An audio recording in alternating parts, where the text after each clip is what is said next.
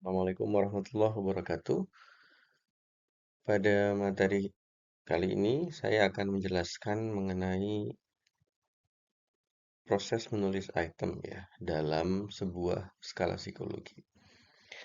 Proses ini merupakan tahapan selanjutnya ketika teman-teman sudah selesai menyusun rangkaian indikator perilaku. Artinya, teman-teman sudah fix betul ya instrumen yang sudah disusun ini nanti akan berbicara mengenai konteks perilaku seperti apa.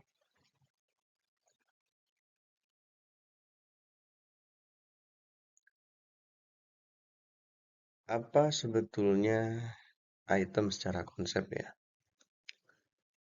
Pada dasarnya, item itu merupakan stimulus ya, yang dibuat secara tertulis dan kemudian disajikan pada responden agar direspon. Stimulus ini merupakan stimulus yang mewakili gambaran indikator perilaku tertentu yang sebelumnya telah disusun. Tentu saja, stimulus ini akan dijawab atau dipilih. Nah, pilihan jawaban yang muncul dari responden merupakan respon ya. Ketika responden selesai mengisi atau memberikan jawaban pada seluruh item, maka jawaban itu kemudian menjadi sebuah indikasi atau sebuah gejala atau tanda-tanda ada atau tidaknya suatu atribut dalam diri responden tersebut. Misalnya seandainya teman-teman membuat alat ukur taubat misalnya ya, maka besarnya skor pada skala taubat menunjukkan bahwa karakteristik taubat ada dalam responden tersebut. Tentu saja taubat yang dimaksud merupakan taubat yang telah diterjemahkan secara spesifik oleh penyusun instrumen.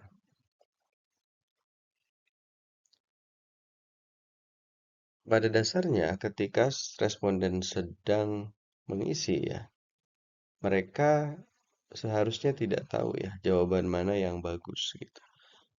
Para responden ini juga tidak menjawab dalam konteks jawaban benar atau salah, tapi mengevaluasi stimulus, apakah stimulus itu cocok atau tidak dengan dirinya. Sehingga kemudian jawaban-jawaban yang disampaikan oleh responden merupakan proyeksi ya. Jadi dengan kata lain, ketika mengisi instrumen, responden sedang menceritakan siapa dirinya, memproyeksikan dirinya melalui jawaban-jawaban yang ia sampaikan. Dalam menyusun item itu nanti ada dua jenis ya, item favorable dan item unfavorable, di mana kedua item ini harus dibuat. Item favorable dan unfavorable ini berpasangan ya, artinya jadi begini nanti ketika membuat item ya, kamu buat dulu item favorable-nya, lalu setelahnya menyusun kondisi yang berlawanannya atau item unfavorable. Jadi kedua item ini sebetulnya berkaitan ya. Jadi nanti dalam satu indikator selalu ada item favorable maupun unfavorable-nya yang berpasangan. Item favorable itu sebetulnya bukan soal bad or good, dia baik buruk ya. Tapi kemudian soal apakah sebuah item isinya menggambarkan dukungan, keberpihakan, atau menunjukkan kesesuaian dengan deskripsi keperilakuan pada indikator. Jadi, sebuah item favorable dengan kata lain merupakan item yang menggambarkan secara operasional perilaku yang sesuai dengan indikator yang dimaksud. Maka misalnya ya, kalau kamu membuat alat ukur ujub misalnya ya, maka isinya item favorable merupakan item yang menunjukkan karakteristik perilaku ujub tersebut ya. Sehingga favorable itu bukan soal item yang menunjukkan perilaku yang positif ataupun negatif. Nah, dengan demikian item unfavorable itu merupakan kondisi yang bertentangan dengan item favorable tadi. Artinya, dia merupakan kondisi yang berlawanan ya atau negasinya atau lawannya ya. Kalau kita ngomongin pakai bahasa lawan kata berarti unfavorable itu kondisi antonimnya lah kira-kira gitu.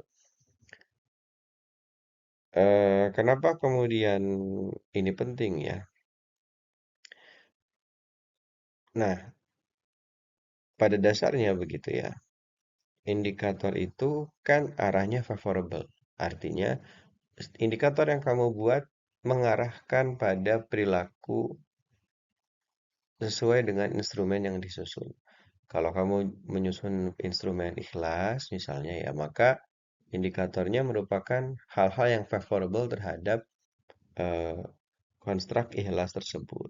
Dan jika bikin instrumen sabar, maka indikatornya menunjukkan berbagai macam bentuk gejala perilaku yang cocok dengan karakteristik sabar.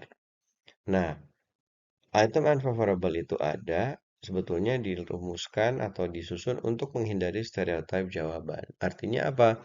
Kita ingin tahu si responden ini konsisten apa enggak sih gitu ya dalam menjawab. Apakah dalam konteks yang berlawanan, misalnya alat ukur ikhlas lah. Dalam item favorable-nya dia menyatakan setuju pada kondisi atau perilaku yang menunjukkan karakteristik ikhlas. Lalu item unfavorable akan menguji apakah dalam kondisi yang berlawanan dia akan tetap menunjukkan perilaku atau karakteristik ikhlas tersebut atau enggak gitu ya. Jadi posisinya cukup penting untuk melihat konsistensi dalam menjawab. Sehingga kita yakin betul karakteristik ikhlas itu ada dalam diri orang tersebut. Kalau kita analogikan dengan wawancara misalnya ya, kamu wawancara seseorang, dia sudah menceritakan banyak hal tentang dirinya, lalu kamu cross check gitu ya pada orang terdekatnya. Nah, cross check ini kemudian dilakukan untuk melihat konsistensi ya. Nah, di situ posisi item unfavorable. Apakah orang nanti secara secara proses mengisi ya konsisten atau tidak menunjukkan karakteristik atau atribut psikologis tertentu. Nah, ini merupakan salah satu contoh ya bagaimana item favorable dan item unfavorable bisa disusun. Contohnya ini yang nomor satu ini item favorable ya. Tidak penting apa yang dikatakan orang, saya akan mempertahankan pendapat saya sendiri. Nanti unfavorable-nya, sekalipun saya yakin pendapat saya benar, tapi saya tidak mau mempermalukan orang yang mendebat saya. Eh, Perbedaannya atau kondisi perlawanannya tidak begitu kentara ya, karena memang tidak boleh terlihat mencolok sebuah sebuah eh, item unfavorable itu ya. Kalau terlalu mencolok nanti orang terlalu mudah lah menjawab jawaban-jawaban yang tadi ya dianggap bagus atau enggak. Sehingga dalam menulisnya perlu kehati-hatian gitu ya. Perlu kejelasan konteks perilakunya dan perlu juga kemampuan menulis yang memadai ya untuk menyusun dua konteks yang berbeda walaupun membicarakan hal yang sama. Kalau kamu lihat dua item ini membicarakan konteks yang sama ya, yaitu bagaimana orang mau mempertahankan pendapat atau enggak dalam sebuah forum. Ini soal keteguhan dalam memberikan pendapat itu. Di mana item unfavorable-nya adalah menunjukkan orang yang kurang begitu kuat ya dalam menyampaikan pendapat-pendapat pribadinya dalam sebuah forum. Nah, nanti kita kita ya teman-teman coba berlatih dengan menyusun item-item favorable dan unfavorable tersebut. Lalu seperti apa sebetulnya respon terhadap itemnya? Ya, bagaimana skor ditentukan? Nah, item favorable itu selalu skornya lebih besar ketika responden menyetujui item itu. Ya, sehingga misalnya kalau kamu membuat rentang skor 1 sampai 4 gitu ya. Jika dia atau responden menyetujui atau menyatakan sangat setuju terhadap item favorable, maka skornya akan 4. Dan item unfavorable itu sebaliknya ya. Jika apa namanya responden menyetujui gitu ya atau menyukai lah gitu ya item unfavorable itu, maka skornya menjadi paling kecil. Dalam skala 1 sampai 4 misalnya, jika responden menyetujui sebuah item unfavorable, skornya pada item tersebut menjadi 1. Nah, ini harus diperhatikan betul oleh para penyusun instrumen, terutama ketika memberikan skor ya.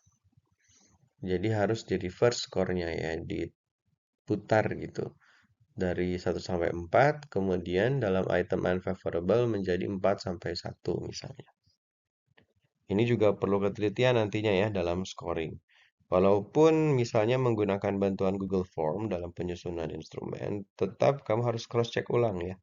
Item-item mana yang nomor apa sorry, nomor berapa saja ya item-item yang masukkan favorable, maka skornya harus di reverse dari besar ke kecil.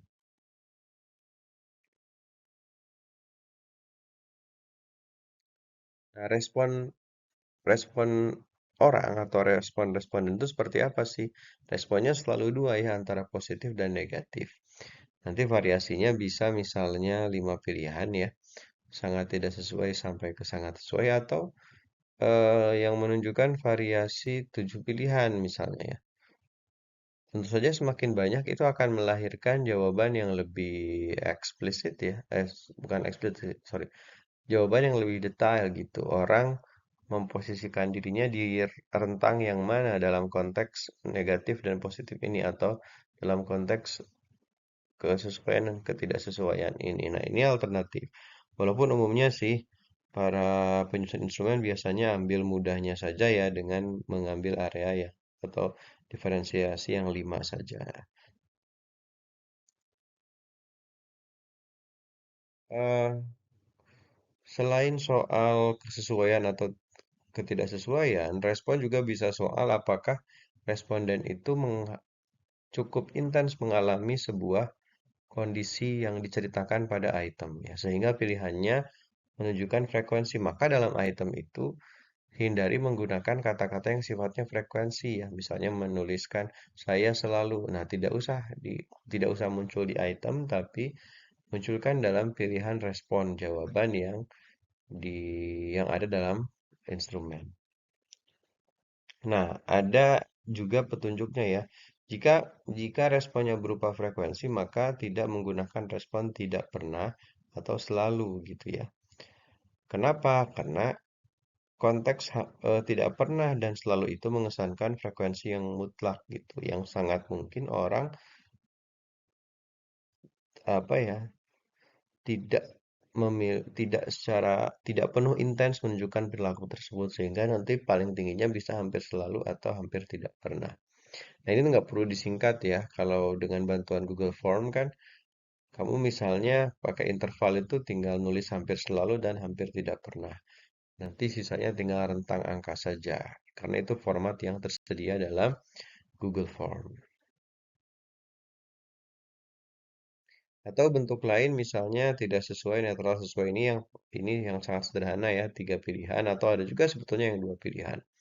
Item yang sifatnya dikotomi. Ini banyak juga ya item-item yang sifatnya dikotomi ini dalam beberapa instrumen skala psikologi. Tapi nanti kita menyusun setidaknya yang 5 saja ya, 5 diferensiasi respon sebagai bentuk latihan teman-teman menyusun sebuah skala psikologi.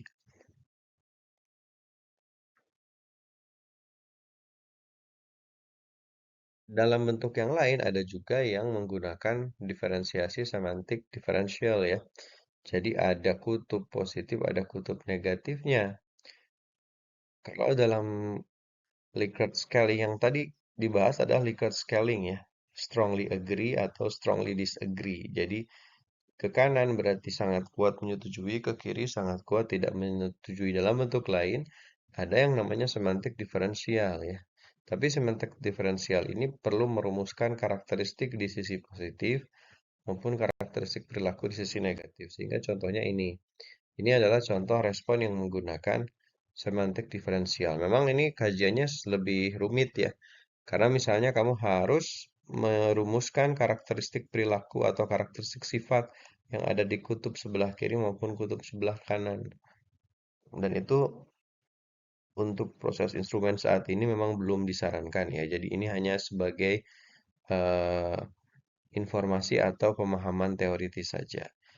Karena dalam semantik diferensial ini misalnya kamu bikin alat ukur taubat yang ada di karakteristik sebelah kiri sifat apa saja ini diidentifikasi sesuai dengan indikatornya. Karakteristik yang ada di kanan nanti apa saja yang sesuai dengan indikatornya. Dalam konteks semantik diferensial ini nanti tidak muncul favorable unfavorable ya, tapi semuanya lebih kepada orang menganalisis sifat-sifat tertentu ada dalam dirinya atau tidak. Begitu. Nah, secara umum ketika kita menulis item yang paling utama adalah harus mengikuti ejaan yang baku ya, kalimat yang efektif dan tata ejaannya harus sesuai dengan aturan dalam tata bahasa kita. Kalimat efektif itu apa begitu ya? Kalimat efektif itu soal misalnya struktur kalimat terdiri dari subjek, predikat, objek, keterangan gitu ya. Dibuat seperti itu ya kalau sesederhana mungkin.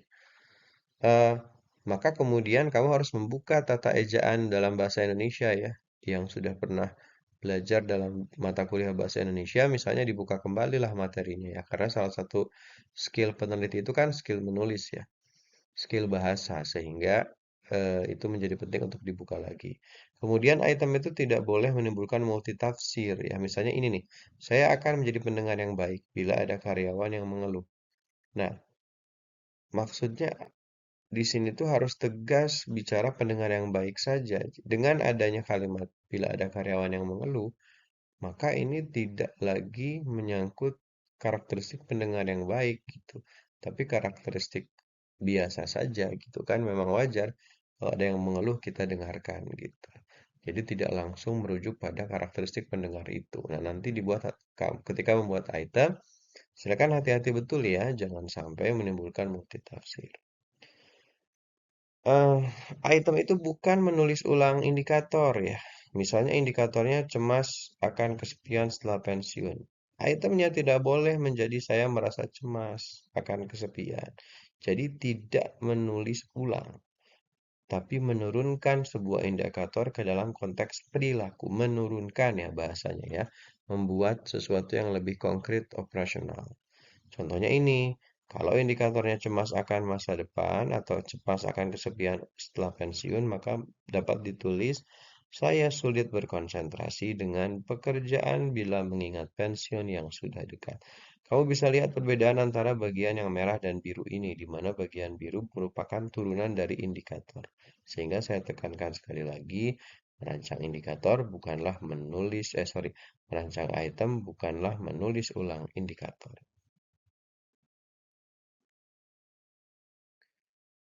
Selanjutnya, item itu harus cocok dengan indikator keperilakuannya. Jadi nanti dalam proses penyusunan saya akan mengkritisi ya, apakah sebuah item sudah sesuai dengan indikatornya atau tidak. Karena seringkali penulis itu bingung ya, apakah item itu mewakili indikator tertentu. Kadang misalnya ya dia menulis sebuah item pada indikator satu. Setelah dibaca, item tersebut lebih cocok di indikator keempat. Nah, itu proses analisis yang akan kita diskusikan sama-sama. Setiap item tuh harus bisa membedakan kondisi psikologis antara satu orang dengan orang yang lain, maka harus dibuat secara spesifik, maksudnya jelas, tidak ambigu. Lalu tidak mengandung social desirability. Social desirability itu mudahnya adalah item yang terlalu mudah disetujui orang atau terlalu mudah untuk ditolak oleh orang gitu karena isinya norma sosial atau nilai-nilai umum yang biasanya dianut. Misalnya gini, saya makan dengan misalnya sebagai seorang muslim, maka lebih baik makan dengan menggunakan misalnya gini, saya ulang ini contohnya. Contoh item yang mengandung social disability. Sebagai seorang muslim,